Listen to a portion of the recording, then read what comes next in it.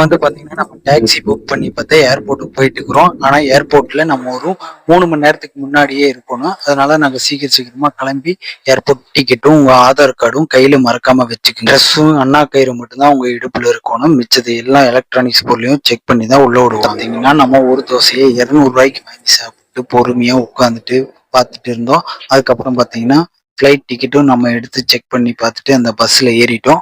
பஸ்ஸில் வந்து பார்த்தீங்கன்னா உள்ள ஏர்போர்ட்டுக்குள்ளே போகும்போது பெரிய பெரிய ஃப்ளைட்லாம் இருந்துச்சு. இந்த ஏரோப்ளேனில் தான் எங்களை கூட்டிகிட்டு போவாங்கன்னு நினச்சேன்.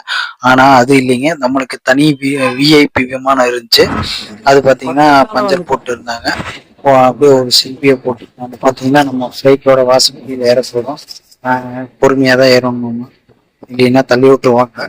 அதனால பொறுமையாகவும் ஏறிட்டு அண்ணா வந்து பில்டர் பாடி மாதிரி இருக்கிறாரு. இவர் தான் வந்து பைலட்டு. அவருக்கு முன்னாடி நம்ம போவோம்னு நினைச்சோம், ஆனா அவர் தான் போவார். ஏன்னா ஒருத்தர் தான் இந்த வழியா போக முடியும். அதனால அவர் போனதுக்கப்புறம் தான் நம்ம போக முடியும். அவர் பார்த்தா அவங்க ஆளு பில்டர் பாடி மாதிரி இருக்கிறாரு.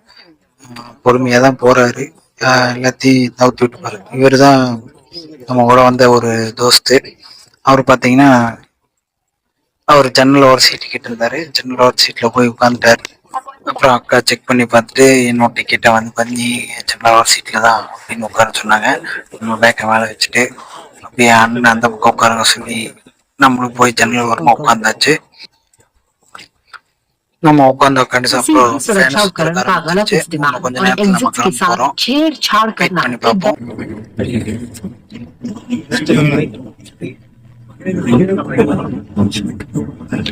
ரொம்ப நாள் கழிச்சு நம்ம ஃப்ளைட்ல போறது கனவு நிறைவேறிடுச்சுங்க. ஆமாங்க, பிளஸ் டைம் கோவாக்கு நம்ம ஃப்ளைட்ல போறோம். அந்த ட்ரீம் இப்போ கம்ப்ளீட் ஆகி ரொம்ப ஹாப்பியா இருக்கிறேன்னா நீங்களும் ஒரு டைமாவது ஃப்ளைட்ல போயிருங்க.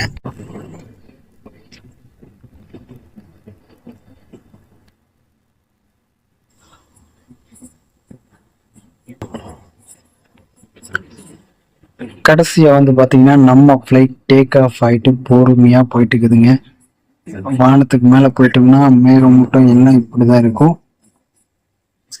நான் ரொம்ப நாளா பார்த்துட்டு இருந்த வானத்திலேயே இருந்த பிளைட்டை இப்போ நம்ம டிராவல் பண்ணி நினைக்கும் போது எனக்கு ரொம்ப சந்தோஷமா இருக்கு.